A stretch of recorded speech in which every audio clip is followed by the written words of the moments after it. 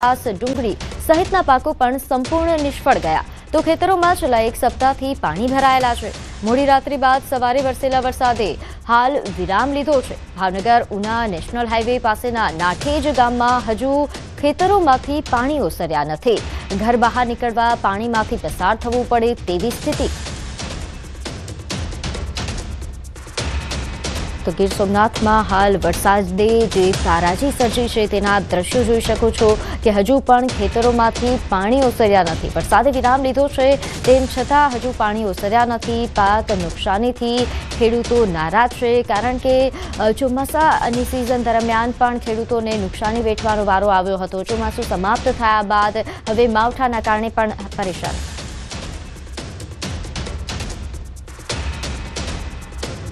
નુકસાન જે છે તે ખેતરોને થઈ રહ્યું છે અને ખેડૂતોને પણ આમાં મોટા પાયમાલી જે છે તેના દ્રશ્યો વરસાદના કારણે થઈ રહ્યા છે। કેમેરામેન પંકજ મકવાણા સાથે મૌલિક દામેચા, ન્યૂઝ 18 ગુજરાતી, અમરેલી। તો ખેતરમાં રોપેલ કેરીના આંબાઓ પણ સુકાવા લાગ્યા છે। આ ઉપરાંત ખેડૂતોની મગફળી, સોયાબીન, કપાસ, ડુંગળી પર નિષ્ફળ સાબિત થઈ। અટાણે તો ગામ અમારું નાઠેજ છે બરાબર। નુકસાની અટાણે બધા ખેડૂતોને ટૂંકમાં ભારે નુકસાની છે। બધા ખેતરોમાં ટૂંકમાં બધા લોકોના પાથરા છે, કોકના સારોલા છે, કોકના માંડવીના ઢગલા છે। એ બધા તમામ ખેડૂતો લોકોનું બધું ખેતરમાં ટૂંકમાં ઢગલા પડ્યા છે ને માથે વરસાદ થઈ ગયેલો છે બરાબર। આ રીતના પાણી ભરાયેલા છે એટલે આંબાને જોરદાર નુકસાન છે। આંબા ઊભા ટૂંકમાં પાણીને લીધે સુકાઈ જાય છે। સતતને માટે પાણી કાયમને માટે સતત એમાં લગભગ અઠવાડિયાથી પાણી કન્ટિન્યુ ભર્યું છે તો પછી હર કોઈ મોલ હોય એ બગડવાનો જ છે। સપ્ટેમ્બરના એન્ડમાં ચાલ્યો જોવો જોઈએ એ વરસાદ ઓક્ટોબરમાં અને નવેમ્બરમાં પણ અત્યારે શરૂ જ છે ને। નવેમ્બર અત્યારે સ્ટાર્ટ થયો, અત્યારે ઓક્ટોબર નવેમ્બર પાછા ફરતા મોસમી પવનો હોય, શિયાળાની શરૂઆત થઈ ગઈ હોય। એટલે આમ જોઈએ તો ખેડૂતોએ મગફળી કાઢેલી છે, જે ખેડૂતોના પાથરા છે, આ દરેક ખેડૂતોને 100% નુકસાન છે। સરકારને મારી નમ્ર વિનંતી છે કે દરેક ખેડૂતને 100% વળતર મળવું જોઈએ। ત્યારે હાલ ગીર સોમનાથમાં વરસાદની પરિસ્થિતિ બાદ તારાજીને લઈને વધુ વિગત સાથે મારી સાથે સંવાદદાતા મૌલિક લાઈવ જોડાઈ ચૂક્યા છે। મૌલિક, ગીર સોમનાથમાં જે માવઠાએ તબાહી મચાવી છે, કેવા દ્રશ્યો આપે જોયા, કેવા પ્રકારની નુકસાની?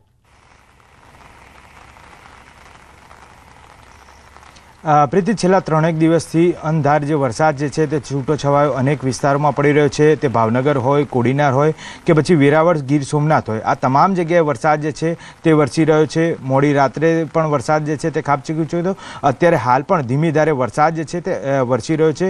હું દ્રશ્યો બતાવવા માંગીશ કે અત્યારે હાલ વરસાદ જે છે તે ઝાપટા પડી રહ્યા છે અને થોડી ક્ષણો બાદ જે વરસાદ છે તે અમરેલી રોડ ઉપર અત્યારે હાલ બંધ થયો છે। થોડી ક્ષણો પહેલાં જે વાદળ છે તે વાદળછાયું વાતાવરણ છે તે દ્રશ્યમાન થઈ રહ્યું છે। એક તરફ વાદળછાયું વાતાવરણ તો બીજી તરફ ક્લિયર વિઝન જે છે તે દેખાઈ રહ્યું છે, પરંતુ ક્યાંક ને ક્યાંક તેની ક્લાઇમેટ ચેન્જની અસર જે છે તે ચોક્કસથી જોવા મળી રહી છે। અત્યારે હાલ પણ હવામાન વિભાગે આગાહી કરી છે તે પ્રમાણે આવનારા 2 થી 3 દિવસ સુધી આ પ્રકારનો માહોલ રહેશે ને જેને પગલે ખેડૂતોમાં ભારોભાર નુકસાની અને પાયમાલીના દ્રશ્યો જે છે તે જોવા મળે। આ ઉપરાંત મૌલિક, જે રીતે આપે જણાવ્યું કે ઘણી નુકસાની ખેડૂતોને વેઠવાનો વારો આવ્યો છે, ખાસ કયા પાકો છે જે સૌરાષ્ટ્રમાં, ગીર સોમનાથમાં અને અમરેલીમાં આપે જોયા છે જેને સૌથી વધારે નુકસાન થયું?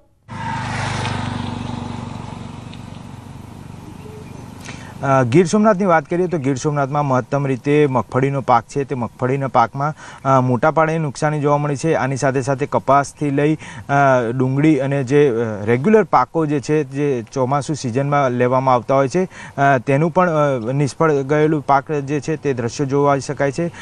આગોતરું આયોજન જે છે પાકનું કરતા હોય છે તેમાં હવે શિયાળાની સિઝનમાં ઘઉંનું વાવેતર કરતા હોય છે। સાથે સાથે કેરીના જે આંબાઓ જે છે તે પણ રોપવામાં આવ્યા હતા, તે પણ અત્યારે હાલ પાણી વધુ પડતા ખેતરોમાં આવી જવાના કારણે તેમાં પણ નુકસાન જે છે તે જોવા મળી રહ્યું છે। એટલે સરકારના સહાયની અને જે સર્વે જે છે તેની ખેડૂતો માંગણી કરી રહ્યા છે। પ્રીતિ, એવા વિસ્તારો છે જ્યાં સર્વે શરૂ પણ થઈ ગયો છે। સૌરાષ્ટ્રની જો વાત કરવામાં આવે, અહીં સર્વેની પરિસ્થિતિ ક્યાં સુધી છે તે જણાવશો અને સાથે સાથે જે રીતે આપે જણાવ્યું કે ખેડૂતોને ઘણી નુકસાની વેઠવાનો વારો આવ્યો છે। આ માવઠાના કારણે નહીં, આ પહેલા ચોમાસામાં પણ નુકસાની વેઠી હતી અને માવઠામાં વધારે નુકસાની વેઠવાનું આવ્યું। અંદાજે કેટલા ટકા સૌરાષ્ટ્રમાં નુકસાની થઈ હશે?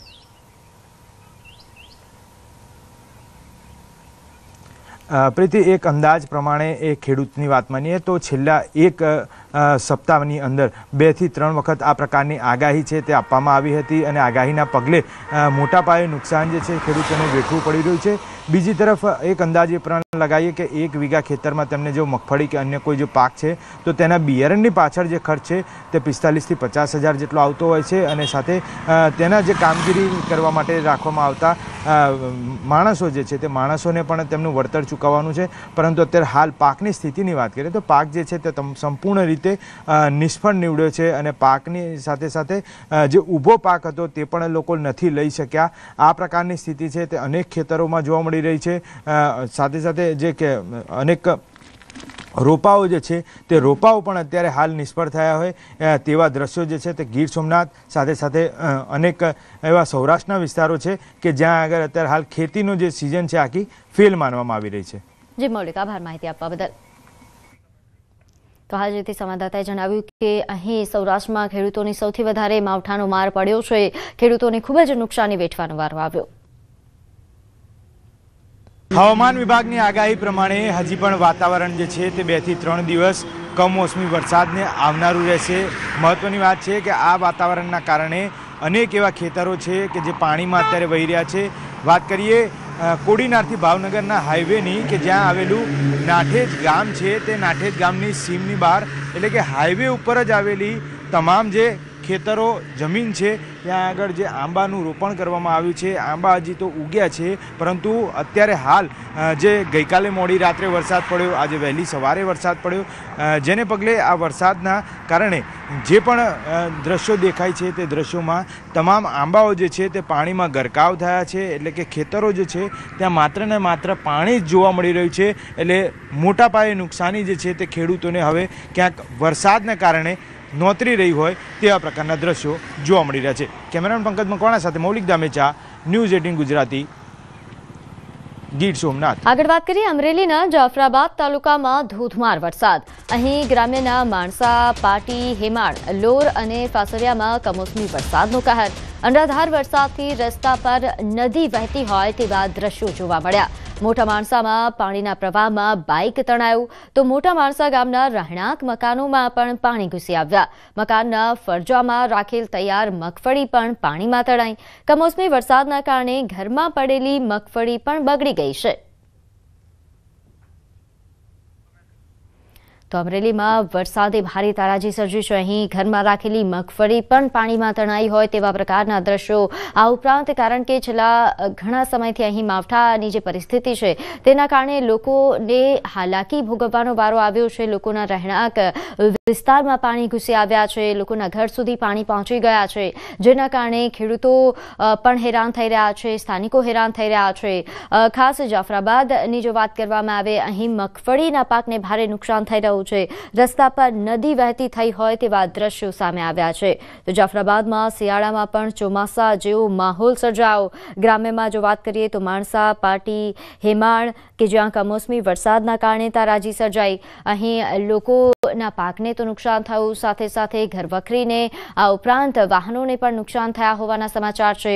પશુઓ પણ આ માવઠાના કારણે હેરાન થઈ રહ્યા છે। તો અમરેલીમાં માવઠાએ તારાજી સર્જી જેના દ્રશ્યો આપ જોઈ શકો છો। અહીં જાણે નદી વહેતી હોય ગ્રામ્ય વિસ્તારમાં, રહેણાંક વિસ્તારમાં તેવા દ્રશ્યો સામે આવ્યા। ત્યારે હાલ અમરેલીની પરિસ્થિતિને લઈને વધુ વિગત સાથે મારી સાથે સંવાદદાતા રાજન જોડાઈ ગયા છે। રાજન, અમરેલીના કેવા હાલ હવે? પ્રીતિ, આમ જોવા જઈએ તો મેઘરાજા છે, કમોસમી વરસાદ છે, અમરેલી જિલ્લા પર કોપાયમાન હોય તે રીતે છેલ્લા 1 અઠવાડિયાથી સતત આ પ્રકારની સ્થિતિ છે। ગઈકાલ બપોર બાદથી જે વરસાદ શરૂ થયો તેમણે જાફરાબાદ, રાજુલા અને ખાંભા પંથકના ગ્રામ્ય વિસ્તારો છે તેને જાણે તહેસ નહેસ કરી નાખ્યા હોય તે પ્રકારની પરિસ્થિતિ છે। ગઈકાલે બપોર બાદ અને મોડી રાત્રે જાફરાબાદ અને ખાંભા તાલુકાના ગ્રામ્ય વિસ્તારોમાં અનરાધાર વરસાદ ખાબક્યો છે। ખાંભા તાલુકાના તાતણિયા ગામમાં તો સ્થાનિક નદીના પાણી પણ ગામમાં ઘૂસી ગયા હોય તે પ્રકારની તસવીરો સામે આવી છે। પ્રીતિ,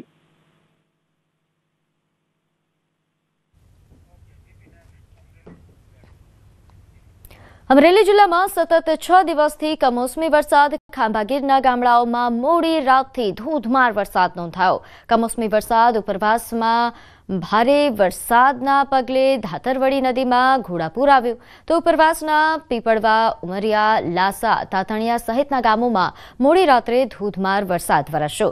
સતત વરસી રહેલા વરસાદના પગલે ખેડૂતોનો પાક એ પાણીમાં ડૂબી ગયો છે. જગતનો તાત કુદરત સામે લાચાર બન્યો છે.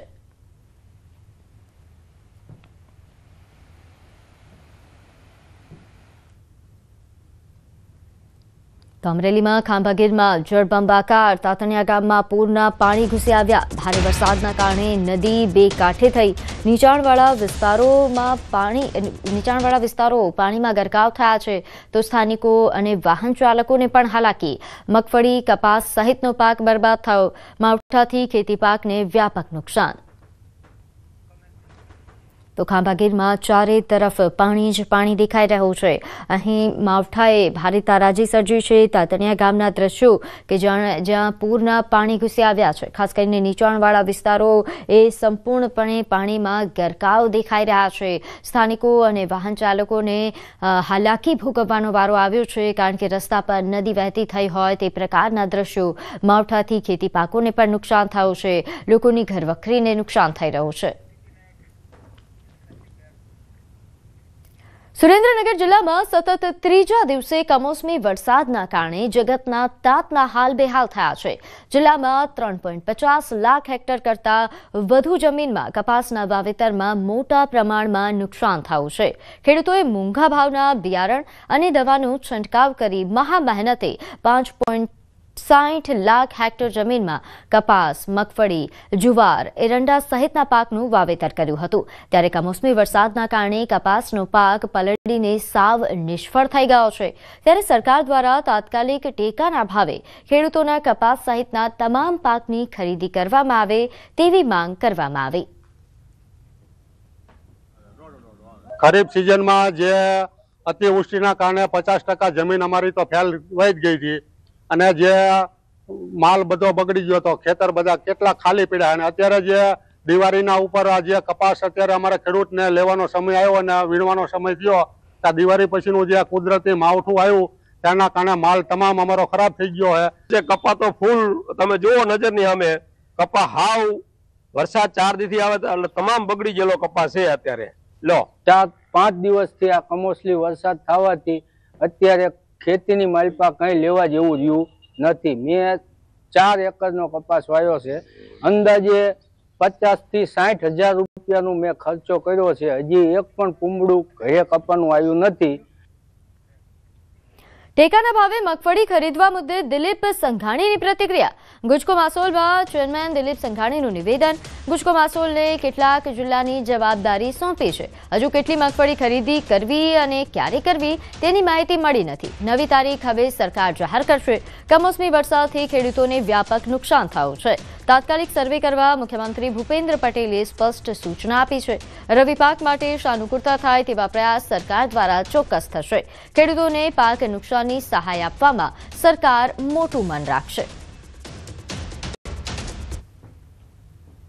ગુજકો માસોલને જે 22 જિલ્લાના કામ સોંપ્યા છે એમાં 9 જિલ્લામાં મગફળી વધુ થાય છે. એ સ્થિતિમાં અમારી તૈયારી છે. જ્યારે ખરીદીની સૂચના મળે એટલે અમે ખરીદી શરૂ કરશું. તો રાજ્યમાં પડેલા કમોસમી વરસાદે ખેડૂતોની કમર તોડી નાખી છે. ખેડૂતોનો મગફળીનો પાક બરબાદ થઈ ગયો છે. જેના પગલે રાજ્ય સરકાર દ્વારા પણ અસરગ્રસ્ત વિસ્તારોમાં અલગ અલગ ટીમો બનાવી તાત્કાલિક ધોરણે સર્વે કરવા આદેશ આપવામાં આવ્યા છે. ત્યારે રાજ્યના વન અને પર્યાવરણ, ક્લાઇમેટ ચેન્જ, વિજ્ઞાન અને ટેકનોલોજી વિભાગના કેબિનેટ મંત્રી અર્જુન મોઢવાડિયાએ પોરબંદર જિલ્લાના કમોસમી વરસાદથી અસરગ્રસ્ત વિવિધ ગ્રામ્ય વિસ્તારોની પ્રત્યક્ષ મુલાકાત લીધી હતી. તેમણે કુચડી, પાલખડા અને વિસાવડા તથા મોઢવાડા સહિતના ગામોની મુલાકાત લઈને પાકની સ્થિતિનું નિરીક્ષણ કર્યું. ખેડૂતોએ જણાવ્યું કે તેમને રાહત પેકેજ જાહેર કરાય. જ્યારે મંત્રી અર્જુન મોઢવાડિયાએ જણાવ્યું કે સરકાર ખેડૂતોને રાહત પેકેજ આપવા કટિબદ્ધ છે. ખેડૂતોની જે મગફળી છે એ મગફળી ક્યાં તો ખેતરમાં છે અથવા ખેતરમાં ઢગલા કરેલા, પાથરા કરેલા છે. એમાં ભારે નુકસાન થયું છે અને જે મગફળી બચી છે એમાં પણ ફૂગ આવી ગઈ છે.